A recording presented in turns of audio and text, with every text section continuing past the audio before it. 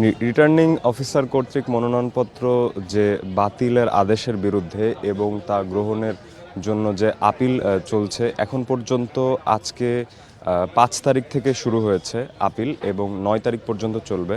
আজকে বলা যায় চতুর্থ দিন এবং চতুর্থ দিন এখন পর্যন্ত মোট 315টিরও বেশি আপিল দায়ের করা হয়েছে। এবং আমি যদি শুরু থেকে বলি তাহলে প্রথম দিনে যে 42টি আপিল দায়ের করা হয় এবং পরের দিনে অর্থাৎ দ্বিতীয় দিনে আপিল দায়ের করা হয় প্রায় 100টিরও বেশি এবং তারপরের দিনে তৃতীয় দিনে অর্থাৎ গতকাল আপিল দায়ের হয়েছে 131টি এবং আজ সকাল 9টা থেকে শুরু হয়েছে। সকাল 9টা থেকে শুরু হয়ে এখন পর্যন্ত চলমান আছে, 2 ঘন্টা অতিক্রম হয়ে গেছে এবং এখন পর্যন্ত আমাদের কাছে যেটি তথ্য এসেছে এবং আমরা এখান থেকে জানতে পেরেছি যে মোট 20টি আপিল দায়ের করা হয়েছে।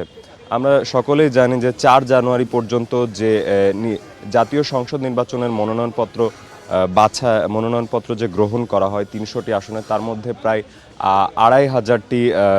2,500-এর মধ্যে 1800টির মনোনয়নপত্র বৈধতা ঘোষণা করা হয় এবং 700টিরও বেশির বৈধতা বাতিল করা হয়, অর্থাৎ তাদের অবৈধ ঘোষণা করা হয়। এবং এই যে যাদের বাতিল করা হয়েছে, যাদের মনোনয়নপত্র বাতিল করা হয়েছে, মূলত তাদের যে অভিযোগ এবং মনোনয়নপত্র ফিরে পেতে অর্থাৎ এই বাতিলের আদেশের বিরুদ্ধেই কিন্তু তারা আজকে এখানে এসেছেন এবং আজকে চতুর্থ দিনের মতো এখানে আসছেন প্রার্থীরা এবং তাদের পক্ষ থেকে এবং সেই বাতিলের বিরুদ্ধে কিন্তু তাদের আপিল দায়ের করছেন তারা এবং এই আপিল দায়েরটি আগামীকালই শেষ হতে চলেছে এবং তারপর আপিল আবেদনের শুনানি শুরু হবে আগামী 10ই জানুয়ারি থেকে 18 জানুয়ারি পর্যন্ত।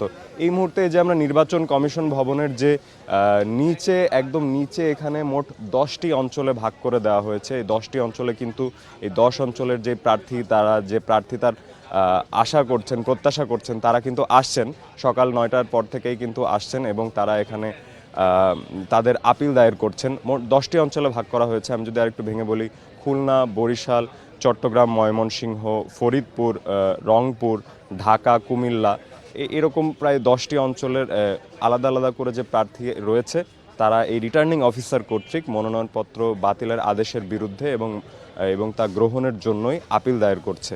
তো আজকে পর্যন্ত এখন পর্যন্ত 20টি আপিল দায়েরের তথ্য আছে আমার কাছে এবং মোট 4 দিনে এখন পর্যন্ত 315টিরও বেশি আপিল দায়ের করা হয়েছে বলে এখন পর্যন্ত আমরা জানতে পেরেছি।